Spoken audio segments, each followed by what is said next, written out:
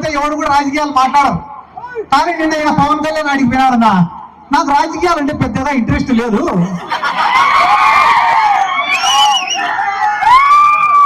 నేను ఫ్లాప్ సినిమాలు తీసినా కూడా నాకు డబ్బులు వస్తాయేం రావాలి. ఈడ 2 పాయింట్లు, ఆయన తీసేదే ఫ్లాప్ సినిమాలు. ఫ్లాప్ సినిమాలు తీసినా నాకు డబ్బులు వస్తాయి, నీకు డబ్బులు వస్తాయి, బానే ఉంది. మళ్ళీ ప్రొడ్యూసర్ల పరిస్థితి ఏంది, డిస్ట్రిబ్యూటర్ల పరిస్థితి ఏంది, నీ కోసం గుడ్డలు తెచ్చుకునే నీ అభిమానుల పరిస్థితి ఏంది? అవన్నీ నాకు అనవసరము, నాకు మాత్రం లెక్క రావాలి. నిన్న ఎవడో చెప్పినాడంట, ఏందన్నా నెలకి 20 కోట్లకు 30 కోట్లకు కకృతి పడినావు నువ్వు, అదే నువ్వే ముఖ్యమంత్రి అయితే ఇంకా ఎక్కువ లెక్క వస్తుంది కదన్నా అని చెప్పినాడంట. ఒరే, మనం ముఖ్యమంత్రి అయినామంటే మళ్ళా దానిపైన ప్రత్యేకంగా శ్రద్ధ పెట్టాలరా. మనకు మెంటల్ గా ఫిజికల్ గా స్ట్రెస్. అదే చంద్రబాబు నాయుడు నమ్ముకున్నాం అనుకో, నెల నెల మన ఇంటికే పంపిస్తాడు కదా లెక్క. వీళ్ళందరి గురించి నేను ఎందుకు చెప్తానా అంటే, వీళ్ళు కూడా జగన్ సార్ గురించి మాట్లాడే మొగలు. వీళ్ళు పొద్దున్న నుంచి రాత్రి వరకు లేకపోతే గాంభీర్యం ప్రదర్శించి రాత్రినే ఇంటికి పోతే అందరూ ఒకరొకరు ఫోన్ లో మాట్లాడుకుంటారు. ఒక పక్క చంద్రబాబు, ఒక పక్క పవన్ కళ్యాణ్, ఒక పక్క లోకేష్. ఒరే, మనం ఇన్ని కేసులు పెడతాం వైసీపీ వాళ్ళ పైన, రేపు ఖచ్చితంగా ఆయన మళ్ళా వస్తారా. మనం సింగపూర్ పోవాలా, మలేషియా పోవాలా, జపాన్ పోవాలా అని. మా సార్ అందుకే ముందు జాగ్రత్తగా ఏం చెప్పినాడు, 7 సముద్రాలు అవుతా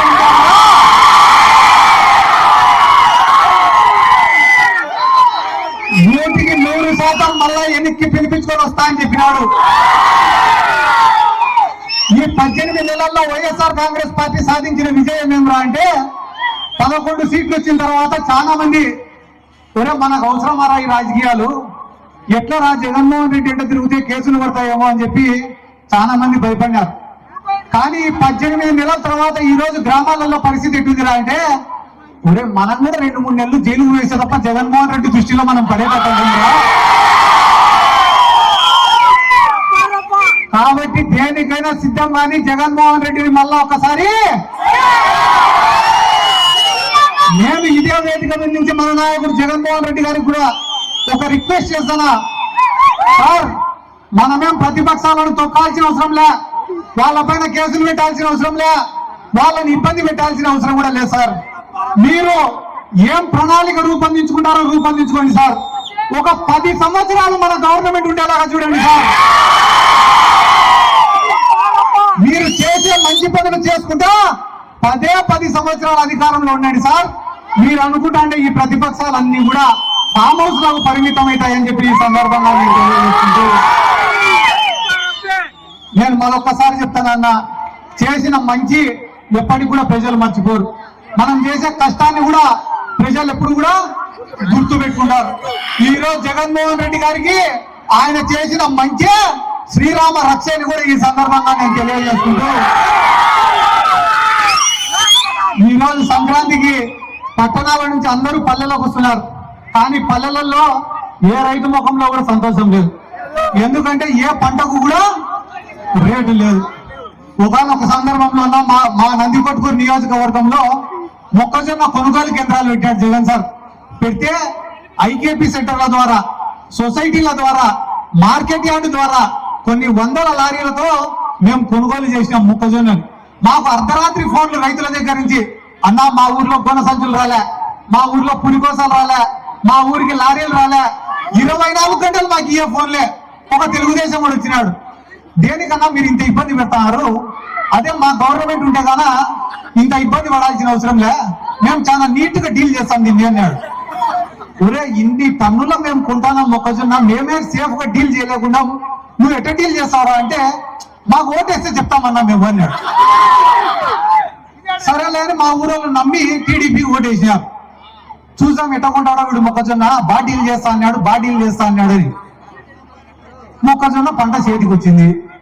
ఏరా ఏమో డీల్ చేస్తా అన్నామంటే, మీ మాదిరిగా మాకు తలనొప్పి పెట్టుకోమరా, అందుకే మేము కొనుగోలు కేంద్రం కూడా పెట్టాము. ఇంకా మమ్మల్ని అడిగేటోడు, ఇప్పుడు కొనుగోలు కేంద్రం పెడితే లారీ కావాలని అడగాల, పురికోసలు కావాలని అడగాల, కొనుగోలు కేంద్రంలో పెట్టకుంటే ఫోన్ చేయాల్సిన అవసరం కూడా లేదు. ఆ పక్క రాష్ట్రంలో ఉన్నారు తెలంగాణలో, వాళ్ళు కూడా కొనుగోలు కేంద్రం పెట్టారు, కానీ మన సారు పెట్టడం లేదు. ఏంది సార్ మా రైతుల పరిస్థితి అంటే ఒకే ఒక పరిష్కారం, మీకు బాధొస్తే మందు దాగి పడుకోండి అంతే. అంతకుమించి మీరు ఏం మాట్లాడినా నిన్న మొన్న గ్రామాలలో కోళ్లను పొట్టేళ్లను కోసినప్పుడు కేసులు పెట్టి లోపలేస్తారు. హింసను ఒప్పుకోడంట చంద్రబాబు నాయుడు. ఆయన మాత్రం పుష్కరాలకు మేము 30 మందిని చంపొచ్చు, ఇదే గుంటూరు జిల్లాలో ప్రకాశం జిల్లాలో బహిరంగ సభలు పెట్టి 100 మందిని చంపొచ్చు, అవేం తప్పలేదు. కానీ పాపం గ్రామంలో ఎవరైనా కూడా ఆదివారం వచ్చి చికెన్ తిన్నామని చెప్పి కోడికి వస్తే, కాబట్టి వీళ్ళ అహంకారాన్ని అన్ని కూడా ప్రజలు గమనిస్తున్నారు. ఎందుకంటే నేను పెద్దగా చెప్పను, ఒక చిన్న ఉదాహరణ చెప్తా. జగన్మోహన్ రెడ్డి అంటే వీళ్ళకి ఎంత భయం అనేది. జగన్మోహన్ రెడ్డి కట్టే మెడికల్ కాలేజీలను ప్రైవేట్ వాళ్ళకి ఇస్తామన్నాడు చంద్రబాబు నాయుడు. అన్ని ఇచ్చేస్తాం ప్రైవేట్ వాళ్ళకి అన్నారు. జగన్ సార్ తప్పు సార్, ప్రభుత్వం సొమ్ము ఇవ్వకూడదు అంటే మేము ఇచ్చేస్తామన్నాడు. జగన్ సార్ ఓపిక పట్టి ఒక టెండర్ వేసే మొగోడు ఎవడో రాన్నాడు.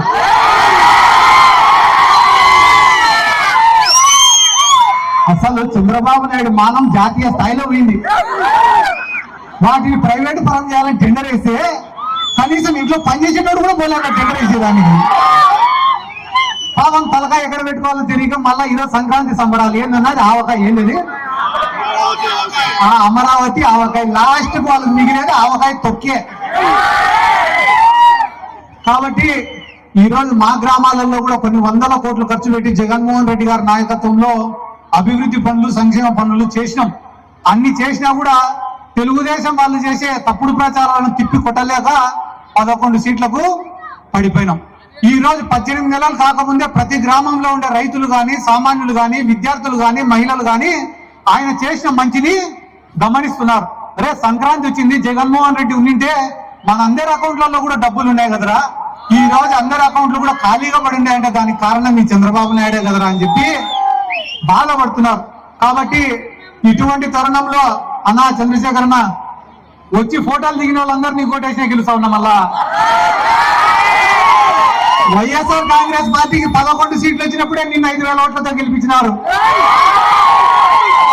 రానున్న ఎన్నికల్లో రిజల్ట్ ఎట్టుంటుంది అనేది అనవసరం. వైఎస్ఆర్ కాంగ్రెస్ పార్టీ బీఫామ్ తీసుకునే రోజు నీ గెలుపు డిక్లేర్ అయిపోయినట్టనే. నువ్వు బీఫామ్ తీసుకొని టపాసులు రాసుకుంటే పోవచ్చు. సరే మీరు ఎమ్మెల్యే అయినాక అన్న ఏమో నువ్వు కూడా పైన చూసాను అంటే ఎమ్మెల్యే కన్నా పెద్దది, మమ్మల్ని మర్చిపోకన్నా నువ్వు. మా వాళ్ళకి అడుగుతాం, నాకేం అడగం మేము. ఈ రోజు ఇంత ప్రేమగా ఆహ్వానించిన ప్రతి ఒక్కరికి పేరు పేరున నా శిరస్సు వంచి నమస్కారాలు తెలియజేసుకుంటూ ఎల్లప్పుడూ మీ ప్రేమకు రుణపడి ఉంటానని కూడా